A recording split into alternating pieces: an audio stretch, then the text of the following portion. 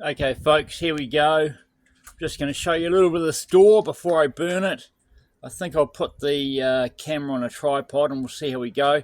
Shout out to Paparoa, great walk. Have a look at that online, guys. Fantastic stuff.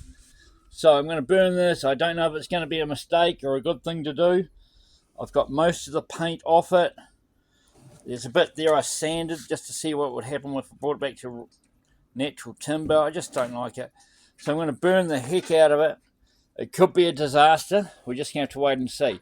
I think you should be. I'll insert some pictures of some of the progress and stuff on the way through, on the side of my talking and going over this. Now I've set up the tripod. See you in a sec.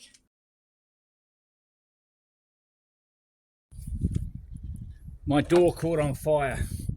My door caught on fire. Just to give you guys an idea what she's going to scrub up like.